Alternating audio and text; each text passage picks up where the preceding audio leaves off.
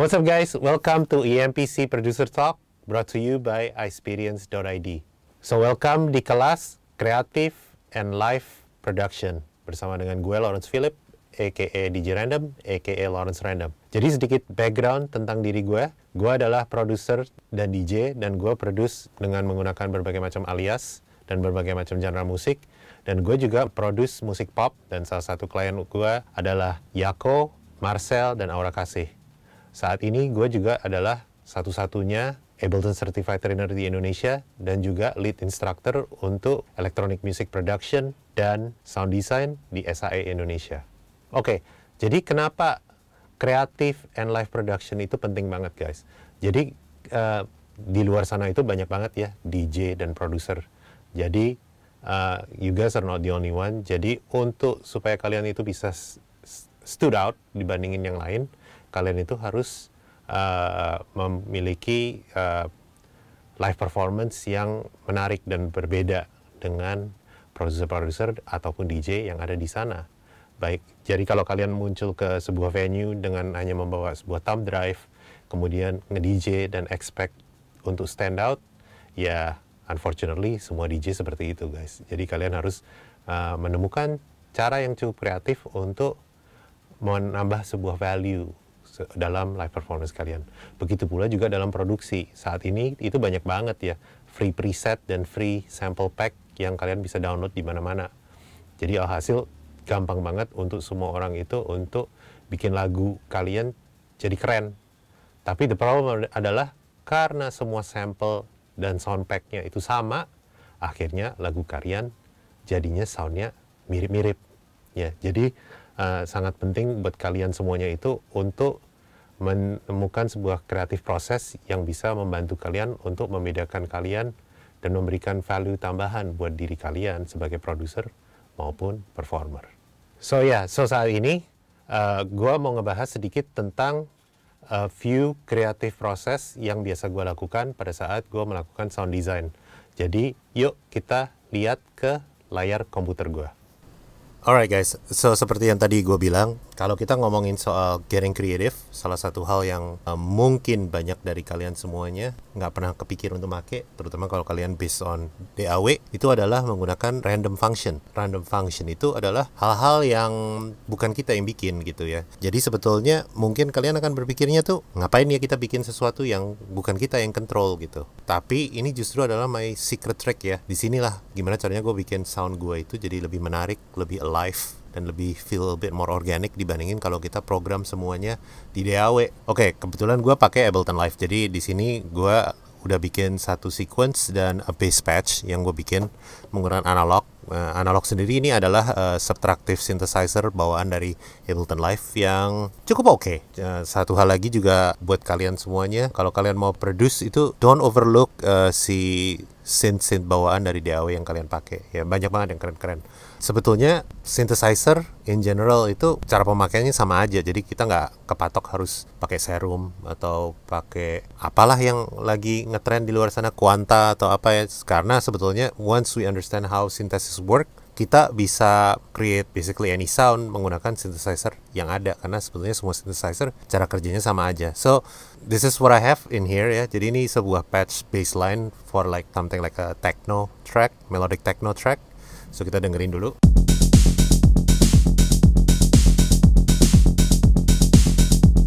So this sounds fine, you know, nothing interesting, it's a bit boring. Nah di sini kita ada beberapa trik yang bisa kita lakukan kalau kita mau tadi kayak gue ngomong menggunakan randomize function. Jadi kalau di Ableton Live itu gue bisa randomize velocity-nya. Nah velocity-nya itu apa yang what can it do? Nah di sini kalau kita lihat di patch-nya ke filter, di sini gue set nih. Jadi velocity itu akan ngebuka si envelope-nya. Tuh, jadi artinya apa? Tergantung dari velocity-nya, jadi filternya tuh buka tutupnya, rate-nya, frekuensinya nggak akan selalu sama gitu. Jadi it just gives it more organic feel ya, karena nggak perfect. Jadi ini kalau kita cek kembali ke sini, nah kita select semua note-nya. Nah kalau di Ableton nih gue bisa melakukan ini, gue pencet command atau control, terus gue tarik di sini. Nah ini kalian bisa lihat tuh ada kayak biru muda gitu. Nah itu adalah random value. Jadi artinya si baseline ini velocity-nya itu random antara 80 sampai 90 sekian gitu ya. So what's gonna happen adalah, jadi ini nanti velocity-nya nggak akan sama semuanya. So kita bisa bikin seperti itu ya. Nah, another thing kalau kita udah pakai kayak gini, kita juga bisa mulai main-mainin placement dari si velocity ini. Misalnya kita bikin kayak gini. Ya, so I'm just gonna do like that.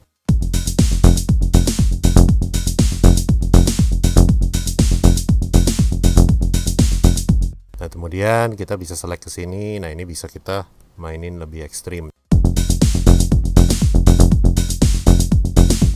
That's one way to do it ya. Jadi your sound akan lebih organik dengan menggunakan randomized velocity. Another thing yang mungkin kalian nggak terlalu sering explore itu adalah random LFO. I'm sure kalian paham kan, LFO itu bisa dipakai untuk memodulasi misalnya filter, supaya kalau kita misalnya bikin dubstep, you hear the wobble sound. Nah, itu biasanya LFO memodulasi si filter ini. Satu hal yang gue suka pakai itu adalah noise. Jadi kadang-kadang kalian akan ketemu namanya noise, atau kadang-kadang ada, kalau di beberapa synth ada tulisannya S dan H atau sample and hold. Nah, sample and hold itu juga random gitu ya. Nah, di sini what I can do is gue akan set ini noise di sini, dan ini gue set rate-nya itu 1/16, karena tadi kalau kita cek di sini baseline gue 1/16 nih di sini. So what happen adalah pada saat gue set seperti itu, kemudian gue set retrigger, jadi setiap kali note-nya bunyi dia akan generate new value untuk random. Jadi random ini fungsinya adalah dia posisi buka tutup dari filternya. Kalau dia di sini berarti dia rendah, kalau di sini dia akan ngebukanya lebih banyak. Jadi kalau kita dengerin kayak gini, kita bisa dengerin nih.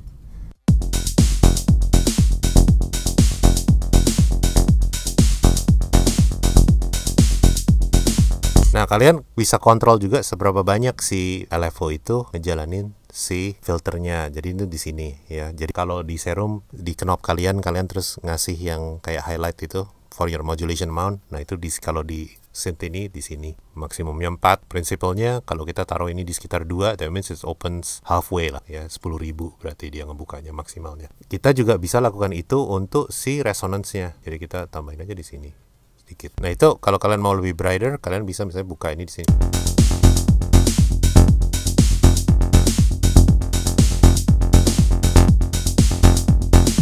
So we can have something interesting like that daripada kalau tadi begini.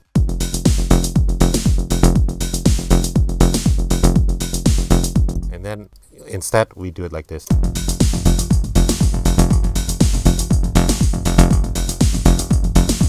Kemudian juga another thing, kita bisa aja coba ini dengan menggunakan noise kedua. Kalau di sini noise satu itu kayak square, jadi it's just gonna jump around value-nya. Nah, kalau di sini it's smoothen out, jadi kayak ada glide-nya gitu.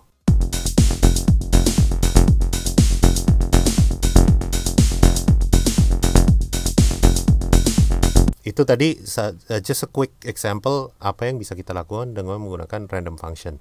Masih banyak banget option-option yang lain, dan tentunya random function ini sesuatu yang layak untuk kalian explore untuk kayak push your sound to the next level. Jadi begitu dulu ya guys. Thank you.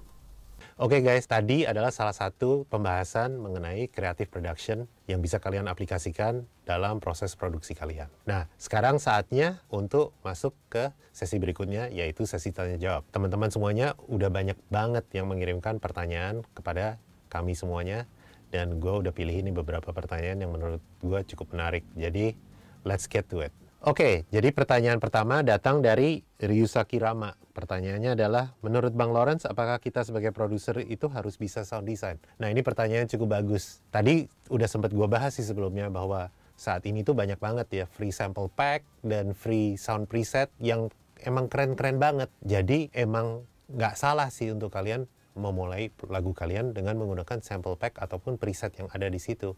Masalahnya adalah karena sampel itu free, jadi semua produser akan menggunakan yang sama. Yang terjadi adalah lagu semua teman-teman yang ada di luar sana, kalau kalian pakai sample pack yang sama, kecenderungannya jadinya mirip-mirip sih. Kalau udah kayak gitu yang terjadi, akhirnya orang nggak akan bisa ngebedain antara lagunya. Misalnya ini Mas Ryusaki versus lagu orang lain gitu. Jadi disitulah pentingnya teman-teman itu sebagai produser belajar sound design. Karena dengan belajar sound design itu, kalian bisa membuat sound yang original. Dan juga itu with time akan membantu kalian untuk create yang namanya signature sound. Oke, so that was a good question. So let's go to the next question. Nah, pertanyaan berikutnya datang dari Mild White. Jadi pertanyaannya adalah, kendala apa saja sih yang pernah dialami saat melakukan live performing dan bagaimana cara mengatasi masalah tersebut? Jadi live performing itu kita mesti define dulu ya. Live performing itu macam-macam sih. Kita sebagai producer / DJ sebetulnya kita nge-DJ pun itu udah live perform. Kendala apa yang gue paling sering alamin? Nah, kalau gue sebagai DJ mungkin salah satu yang paling basic adalah apa? Ketinggalan flash drive. Fatal banget sih karena lagu kalian ada di situ gitu ya. Jadi untuk mencegah hal-hal seperti itu, gue biasanya punya checklist sih sebelum gue berangkat. Itu selalu gue ada checklist barang apa yang harus gue bawa, dan all that checklist selalu harus dilakukan lah. Another thing yang gue sering menemukan adalah kendala di alat. Misalnya kita punya technical ridersnya ternyata nggak dipenuhin sama venue. Nah itu kalau kayak gitu, jadi makanya it's very important kita tuh punya technical riders yang jelas dan profesional bentuknya. Event organizer maupun promotor yang ada di luar sana juga take you guys seriously, karena kalau kalian memberikan technical riders dalam bentuk yang profesional, tentunya kalian akan kelihatan profesional, dan of course mereka akan take you guys seriously sehingga request kalian akan dipenuhin. Kemudian another thing mungkin kendalanya kalau technical ya, terutama kalau kita mulai adding bawa alat lain gitu ya, misalnya selain CDJ kita juga menambah menggunakan laptop atau bahkan membawa synthesizer atau membawa groovebox gitu. Disitulah pentingnya kita selalu latihan. Latihan itu kenapa? Karena pada saat kita berlatih kita juga otomatis selalu melakukan hal itu, jadi akhirnya menjadi sebuah muscle memory. Jadi kita udah nggak perlu mikir, kita ingat. Nah itu pentingnya kenapa? Jadi pada saat ada something went wrong, kita langsung bisa troubleshoot dan kita bisa perbaiki di saat itu. Ya, jadi yang paling penting adalah kalian harus latihan dan kalian harus belajar untuk serap alat-alat kalian sendiri, terutama kalau kalian serapnya kompleks. Jangan selalu mengandalkan dengan kru yang masang dan kalian nggak tahu. Intinya, knows your stuff dan kalian akan aman. Oke guys, jadi pertanyaan berikutnya datang dari Mendadak DJ. Nah pertanyaannya itu adalah, saya tidak dapat menemukan feel sound yang sesuai dengan bayangan di pikiran saya. Apa karena hardware terbatas kah? Oke, ini pertanyaan yang bagus juga ya. Karena banyak banget ya teman-teman di luar sana yang selalu berpikiran bahwa kalau kalian nggak bisa bikin sound yang bagus, itu karena kalian terkendala karena nggak punya hardware. All I'm gonna say is this guys, mau kita pakai hardware, mau kita pakai software, mau kita pakai modular synthesis kayak yang gue punya, nggak ngaruh. Karena yang paling penting apa? Kaliannya dulu. Kalian have to develop the skill sound design, dan itu bisa dimulai dengan di software aja. Sebenarnya kalau kalian ngerti banget cara sound design and how synthesizer work, mau pakai software pun kalau keren-keren aja, nggak ngaruh sih sebetulnya dengan hardware. Tapi of course gue nggak bilang hardware nggak keren gitu ya. Kalau hardware nggak keren, ngapain gue juga punya hardware banyak kayak gini gitu ya. Cuman all I'm gonna say is this, hardware itu bukan kayak alat pembantu yang akan instantly membuat sound kalian jadi bagus karena kalian punya hardware. Nggak ngaruh kalau kalian nggak ngerti cara makainya. Ya, jadi yang paling penting adalah focus on developing your skill as a sound designer. Belajar sintesis dulu. Setelah itu, kalau kalian udah menguasai software, baru kalau pengen hardware, beli hardware. Oke, untuk pertanyaan berikutnya itu datang dari Arving Stone. Apakah improvisasi yang berlebihan, tapi menurut kita baik dilakukan, dapat berpengaruh buruk saat live perform? Oke, this is another good question. Ya, improv itu penting. Karena kenapa? Karena kayak tadi gue selalu bilang kan, kalau kita cuma nge-DJ aja, kita berdiri di atas DJ booth, nge-DJ mainin lagu dari A ke B, A ke B, A ke B, it's kind of boring. Dan gak spesial juga sih, karena semua DJ bisa kayak gitu. Dan hampir semua DJ performnya kayak gitu. Jadi kita memang harus selalu menemukan apa sih value yang bisa kita tambahkan dalam live performance kita. Dan salah satunya tentunya adalah improv. Ya, karena improv kalau memang jadi keren, pasti keren. Tapi the biggest problem adalah banyak banget ya, kalau yang gue lihat terutama di luar sana adalah banyak banget teman-teman yang improv tapi sebenarnya mereka nggak prepared for it ya. Jadi kita kalau mau improv, kuncinya satu, you have to practice sampai kalian develop yang namanya muscle memory. Muscle memory itu apa? Pada saat kita bisa melakukan sesuatu tanpa kita harus mikir, otomatis terjadi. That's when you develop muscle memory. Itulah kuncinya. Kalau kalian mau improv, make sure you're ready for it. Make sure you already develop your muscle memory. Jadi kalian very well prepared untuk melakukan itu. Alright, pertanyaan berikutnya itu datang dari Yani Texas Beat. Jadi pertanyaan dari Yani ini mau nanya, kalau dalami beberapa genre dalam produce, boleh nggak bang?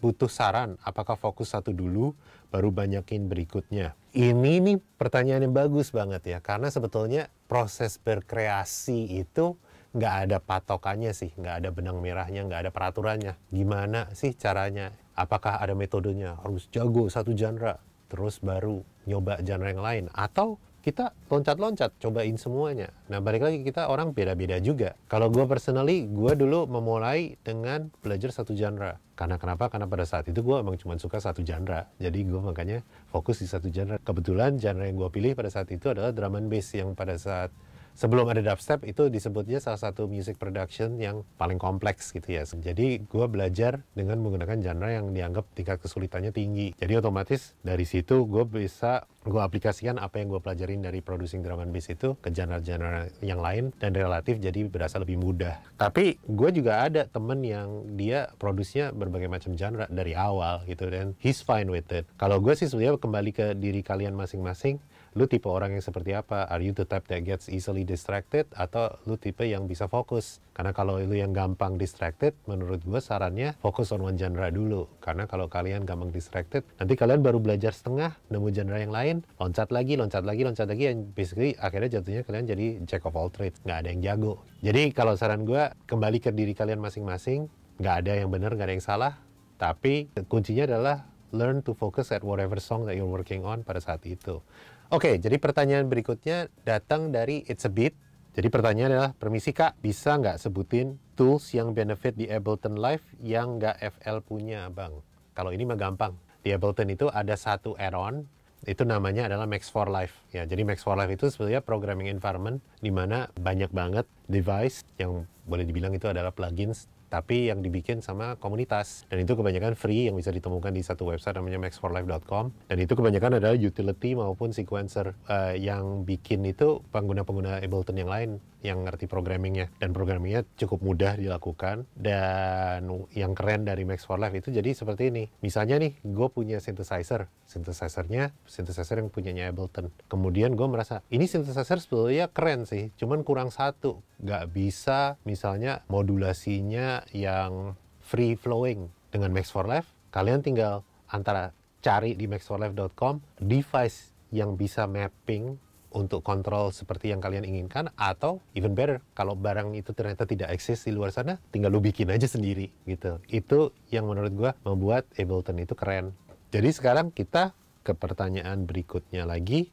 Ini datangnya dari Sandia Diarta Music. Jadi pertanyaannya adalah, gimana cara nge-guide crowd biar vibing sama track yang kita buat? Gimana coach sama gimana caranya bisa fokus pas DJing and vibing with the whole crowd at the same time? Oke, ini pertanyaan yang bagus banget ya, karena kadang-kadang kita merasakan kayak kita kalau main nge-DJ terus kita nggak vibing nih sama crowdnya, apalagi pakai lagu kita sendiri. Kita kayak, aduh, gue jadi patah semangat nih, nggak mood nih nge-DJ-nya karena crowdnya nggak into it gitu. Memang itu kayak challenging banget. Gue nih kebetulan pernah nih ngobrol sama salah satu DJ senior lah di Indonesia ya, salah satu pionir per-DJ-an di Jakarta nih. Waktu itu dia ngobrol sama gue. Terus dia tuh ngasih gue triksnya dia nih, gimana caranya dia tuh supaya bisa vibing gitu kalau dia nge-DJ. Karena balik lagi, gue memang setuju nih, pada saat kalian nge-DJ, if you guys are not in the mood, crowd itu kan ngerasain itu. Dan pada saat crowd ngerasain itu, you're not in the mood, ya crowdnya juga nggak mood sama set lo gitu. Jadi it's always important untuk kita vibing juga. Temen gue ini yang DJ senior ini waktu itu ngasih tahu nih triknya. Triknya adalah apa?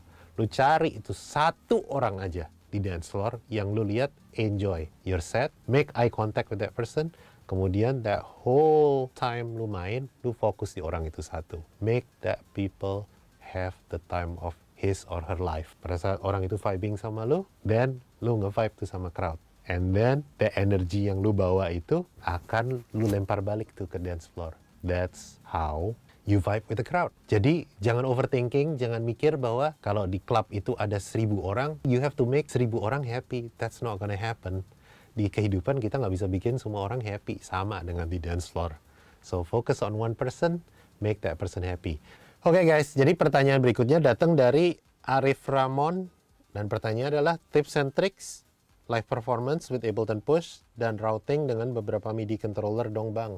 Oke, ini sebetulnya sesuatu yang sangat mudah di Ableton Live karena cuman tinggal kalian pakai Ableton Live sebagai clip launcher, kemudian kita bawa beberapa MIDI controller yang biasanya that's what I do anyway. Gue nggak bisa perform cuman dengan Ableton Push aja, karena there are so many things di Ableton. Jadi kalau gue cuma ngandelin push, gue harus masuk ke page, milih track, di dalam track itu milih device ya, dan lain-lain. It's just too long untuk live performance. Jadi biasanya what I do adalah gue selalu punya controller kayak Ableton Push.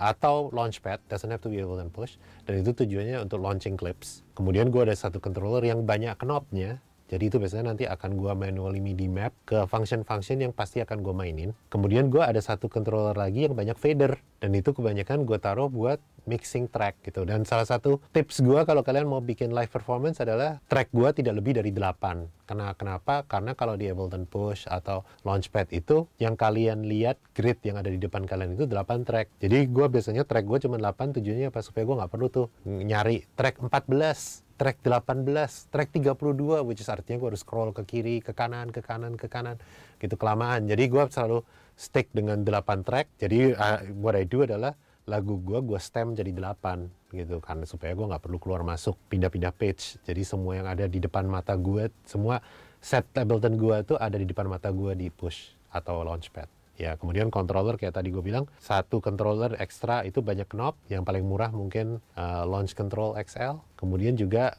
banyak fader. Nah, kalau kalian punya Launch Control XL itu dua-duanya in one controller. Jadi fader biasanya buat volume, terus knob itu biasanya MIDI map manually sesuai dengan apa yang gue butuhkan gitu. Oke, pertanyaan berikutnya datang dari Reno Renatama. Jadi pertanyaannya adalah, untuk pertama kali bagaimana menentukan hardware yang cocok atau sesuai untuk live performance, mengingat begitu banyaknya pilihan hardware dengan berbagai macam harga yang tidak murah tentunya. Sebetulnya kalau mau menentukan hardware untuk live performance, satu hal yang gue biasanya pastikan adalah gue harus tahu dulu gue itu perlu hardware itu buat apa. Karena we have to remember, kalau misalnya di gue bawa hardware kalau when I do my live performance, itu karena gue pengen punya ability untuk controlling filter secara manual. Jadi kebanyakan gue nggak main live. Jadi kebanyakan lagu gue itu semuanya udah gue sequence di sequencer gue, which is Ableton Live, dalam bentuk MIDI clip. Ya, jadi itu kalau gue diemin pun akan main. Tapi gue selalu bawa hardware gue karena lebih seru aja ya. Muter knob on stage, it's just more satisfying aja, dan people can see it. Itu tujuan gue. Jadi tapi balik lagi, itu tergantung tujuannya apa ya. Soalnya sekarang banyak banget cara kita untuk perform live, nggak harus pakai Ableton Live. Kita bisa juga kan masuk DAWless gitu. DAWless artinya kita nggak pakai DAW lagi. Kalau that's the route that we wanna go, ya kita harus nentuin kan kita mau yang mana gitu. Apakah kita mau pakai Ableton Push 3 yang bisa standalone, jadi nggak perlu bawa laptop lagi, atau kita mau pakai Akai MPC sebagai brainnya, atau kita mau pakai Elektron Digitak. Nah, itu semuanya tentunya ada plus minusnya, karena setiap Groovebox itu mereka punya bahasanya sendiri lah, stylenya sendiri. Jadi masing-masing kita mesti menyediakan waktu untuk mempelajari device-device tersebut. Nah, kalau kalian ada rencana untuk perform live dengan hardware, kalau gue, saran gue sih selalu sebisa mungkin cobain dulu dari teman-teman kalian yang udah punya. Karena nggak murah gitu ya. Misalnya kita mau going lewat Elektron Digitak gitu, kalau kita beli mungkin baru sekitar 12 jutaan gitu. Kalau kita pakai Akai MPC One, ya itu harganya sekitar 10 jutaan gitu.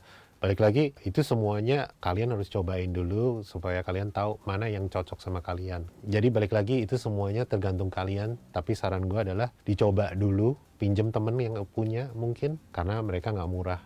Pertanyaan berikutnya datang dari Timsdap. Pertanyaannya adalah tips dan triks menggabungkan live dan DJ set. Nah, ini salah satu yang menurut gue hal yang paling masuk akal sih untuk performing live ya, at least buat diri gue. Jadi gue memang sebelum ini udah perform both sebagai live elektronik maupun DJ set, dan gue menemukan plus minus. DJ set, I like it karena itu praktis, tapi you play mostly other people's song. Nah, kalau gue live set, gue pakai Ableton Live pada saat itu dengan beberapa hardware. Kendala yang gue temukan adalah orang tuh suka roaming dengan set gue karena mereka nggak pernah dengar lagu gue, karena my song is not on the radio.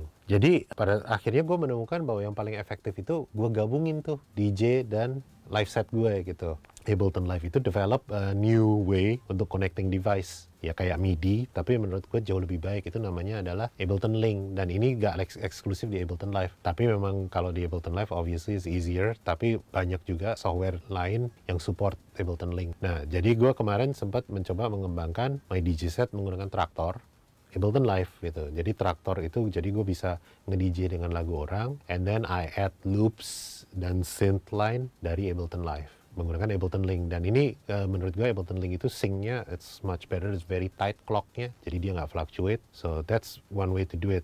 Nah sekarang actually there are a lot of hardware yang juga support Ableton Link. Contohnya misalnya Pioneer DJM 900 yang Nexus itu support Ableton Link. Jadi kita bisa main pakai CDJ aja, nggak perlu Traktor, dan kita lewat Ableton Link bisa di-connect. Jadi CDJ kalian lewat si Nexus itu jadi masternya untuk master clock-nya, dan itu Ableton kalian di laptop akan selalu sync. So that's one way where you can improvise your song, jadi lagu kalian nggak sama terus gitu ya. Jadi so there you go, that's one of my way of combining DJ set dan juga live. Alright, pertanyaan berikutnya itu datang dari Ananda Yudo. Oke, pertanyaannya adalah, hai Kak, saya mau bertanya nih. Saya sering sekali merasa kurang dengan hasil produksi dan pada akhirnya menyebabkan overproducing pada track saya yang lalu bisa berimbas pada creative block. How much to fix this habit ya Kak? Oke, ini kayaknya problem semua produser sih. Jadi ini pertanyaan yang bagus banget. Karena gue sendiri juga dulu sering mengalami ini. Ya, jadi akhirnya solusi yang gue temukan adalah apa? Gue sekarang welcome people to listen to my song even pada saat masih dalam proses. Karena kenapa? Telinga mereka akan jauh lebih objektif daripada telinga kita. Kita itu selalu suka ada kecenderungan karena kita dengerinnya over and over, kita jadi obsessed tuh certain sound ya. Jadi kita ngotak-atik berjam-jam cuman for like snare drum misalnya gitu ya. Padahal nanti setelah kita kotak-atik 6 jam, kita dengerin lagi malah hancur. Jadi sekarang gue belajar untuk kasih denger lagu gue ke orang-orang lain yang of course sebisa mungkin mereka adalah produser juga, dan produser yang you can trust. Makanya saran gue adalah cobalah berteman dengan banyak produser yang kalian bisa percaya dan mereka memang punya mentalitas dan mindset yang mau bareng-bareng. Karena kenapa? Gue dulu juga belajar produce kayak gitu caranya. I have like a group of guys yang into the same music genre, dan kita tiap pagi lewat instant messenger kirim-kiriman lagu yang kita bikin semalam sebelumnya, dan dari situ kita akan nanya, wah lagu lu keren, ini diapain? Oh gini, dan dari teman kita ini yang nggak pelit ilmu ini, mereka ngasih tahu tips and tricksnya, kita belajar di situ. Nah kita juga harus kayak gitu ya, open your mind, buka juga lagu kalian ke orang lain supaya mereka bisa dengar, mereka objektif, jadi mereka bisa ngasih tahu kamu, ini over compress loh, jangan dikompres lagi. Karena biasanya kita terlalu obses tuh, kompres ini, kompres itu, kompres ini, lama-lama suaranya jelek banget. Terus solusinya adalah apa? Di bypass tuh semua kompresor terus jadi bagus. Jadi kuncinya adalah let other people listen to your song, terutama produser. Minta mereka untuk kasih kayak positive feedback. Kemudian dari situ kalian jadi ada orang yang objektif yang ngasih tahu kalian. Oke? Pertanyaan berikutnya datang dari Confirm ID. Nah pertanyaan ini, di saat sesi apa favorit Max for Live Mas Lawrence? Banyak sih, Max for Live itu salah satu highlight gue sih, karena di Max for Live itu banyak banget device-device yang buat gue itu random function. Itu salah satu favorit gue yang gue discover di Max for Live ya. All this random function itu kadang-kadang it's a great tools, terutama pada saat kita stuck on ideas gitu. Karena kebanyakan random sequencer itu mereka biasanya punya kayak bisa generate random sequence, tapi kita bisa ngeset parameter yang quantize scale misalnya. Jadi kita bisa randomize, tiba-tiba kita nemu sesuatu yang bagus. Dan dari situ kita bisa building block gitu untuk lagu kita. Ya banyak banget kalau some of my favorite adalah misalnya Euclidean Sequencer Pro. Itu salah satu one of my favorite Max for Live device. Karena dari situ kita bisa banget tuh bikin berbagai macam sequence yang timingnya nggak straight 4/4. Dengan pakai Euclidean Sequencer itu gue akhirnya bisa bikin lagu yang polyrhythm, polymeter ya. Jadi ketukannya nggak ada yang sama tuh. Jadi loopnya yang constantly berbeda. Dan gue belajar banyak banget menghasilkan lagu musik-musik yang seperti itu tuh dengan menggunakan Euclidean Sequencer. Sesuatu yang gue nggak akan pernah discover kalau gue stick only using traditional DAW aja gitu. Jadi dan itu semuanya gue temukan di Max for Live. Dan pada saat gue mulai berpindah ke modular synthesizer, banyak banget yang ternyata itu udah gue pelajarin dari Max for Life, karena ternyata Max for Life developer itu kebanyakan juga terinspirasi dari Eurorack modular, mereka masukkan ke Max supaya bisa diaplikasikan ke Ableton Live. So, dari gue banyak banget lah. Ya, favorit gue Max for Life. I think kalau kalian pakai Ableton Live, you guys are missing out kalau kalian nggak nyentuh Max for Life sama sekali. Oke, pertanyaan berikutnya datang dari Abdullah Isnin. Oke, jadi pertanyaannya adalah, apa langkah pertama dalam mempelajari sound design? Oke, sound design is one of my favorite thing. Jadi langkah pertama adalah, nomor 1, pelajarin signal flow dari synthesizer tersebut, terutama subtraktif. Understand that, karena itu adalah building block dari hampir semua synthesizer yang ada di luar sana. Ya, if you understand how the signal flow is, signal flow itu maksudnya apa? Dari osilator, which is your sound source, dikirim ke filter, kemudian dari filter dikirim ke VCA, kemudian kamu punya modulatornya di-plug kemana aja untuk mengontrol yang mana. Kalau kita udah understand itu tinggal diaplikasikan ke segala macam synthesizer, hampir semuanya sama. Kalau lu paham subtraktif, basically that's 90% of synthesizer out there. Oke? Oke, pertanyaan berikutnya datang dari Randy Limanto. Pertanyaan adalah, mau tahu pendapatnya untuk menjadi yang DJ yang punya ciri khas itu bagaimana? Kalau saya lihat, awalnya setiap DJ mempunyai ciri khas sendiri, seperti DJ dengan aliran house, trance, dan lainnya. Namun konsistensi mereka sering waktu berubah karena mengikuti tren musik itu sendiri, sehingga banyak yang kehilangan ciri khasnya. Bagaimana tanggapannya mengenai hal ini? Thank you. Oke, ini pertanyaan yang bagus karena gue pernah melewatin fase ini ya. Jadi gue start karir gue sebagai DJ yang memainkan genre musiknya drum and bass, dan cukup lama gue stick dengan drum and bass. Kemudian ada masanya karena tuntutan hal satu dan lainnya, yaitu tuntutan dari keluarga untuk needs to start making income. Jadi gue memilih untuk mulai memainkan genre-genre yang ngetrend. Dan memang kayak yang Randy bilang, DJ jadi kehilangan identitas. Gue kehilangan identitas. Dan apa yang terjadi? I hate DJing. Gara-gara itu gue sampai males banget suruh nge-DJ karena nggak mood. Cuman tetap dilakukan karena gue butuh duit saat itu ya. Nah, gara-gara itu gue jadi benci banget nge-DJ, sampai akhirnya gue belajar untuk gue balikin dulu. Gue cari tahu apa yang membuat gue dulu jatuh cinta dengan nge-DJ gitu. Ternyata karena gue suka musiknya. Jadi sekarang gue memilih untuk kembali ke roots gue, adalah gue nge-DJ drum and bass aja gitu ya. Balik lagi, intinya adalah kalau kalian nge-DJ, make sure you play what you like. Kalau lu cuma main sekedar trend, you're gonna hate it karena it becomes a job, then it's not fun. And when it's not fun, the crowd will notice you're not having fun. Dan ya, it's just kayak efek snowball aja, ya nggak asik. Jadi saran gue adalah make sure play what you like, oke? Alright, ini pertanyaan yang terakhir nih. Datangnya dari Drigord Music. Pertanyaannya adalah, apakah musik produser EDM harus selalu menjadi seorang DJ? Bisakah seorang produser EDM berkarir tanpa tampil menjadi seorang DJ? Jika ingin mengambil jalur ini, bisakah diberikan arahannya? Atau mungkin contohnya seperti siapa? Terima kasih. Oke, sebetulnya kita kalau di dunia EDM ini nggak harus jadi DJ ya, cuman memang jadi DJ itu cara yang paling cepat untuk bisa getting our music out there gitu, terutama kalau kita baru. Siapa sih yang mau mainin lagu kita gitu ya, kita butuh other DJ to support our song. Jadi paling awal ya pasti lu harus nge-DJ gitu, tapi nggak harus sih. Cara lain lu bisa aja live perform ya, live perform dengan bring your laptop to stage dan kalian mainin lagu sendiri. That's another way to do it. Atau kalau memang nggak pengen melakukan itu, bisa aja kita jadi produser ya, jadi produser aja gitu. Mungkin caranya yang paling awal adalah collabs with a lot of people. Just collabs with people that have follower. Cari, biasanya trik gue adalah cari vokalis di SoundCloud, itu banyak. Lu cari yang followernya banyak, approach them. Kalau mereka sama-sama yang baru building their career, kalau kamu nunjukin portfolio kamu dan bagus, they're most likely okay with collaborating. Dan dari situ you can develop your career untuk jadi produser. Jadi banyak cara untuk bisa jalanin ini. Oke, alright guys, kayaknya sampai sini dulu nih pertanyaan-pertanyaannya. Tadi banyak banget ya, dan keren-keren banget. So, thank you loh ya. Oke guys, itu tadi pertanyaan terakhir. Banyak banget pertanyaan dan keren-keren banget ya. Semoga Producer Talk session kali ini bisa membantu kalian untuk upgrade skill kalian. That's it from me. Jangan lupa untuk nonton Producer Talk session yang lainnya bersama dengan mentor-mentor yang handal. Dan good luck with the EMPC this year. EMPC is brought to you by Experience.id. Goodbye guys.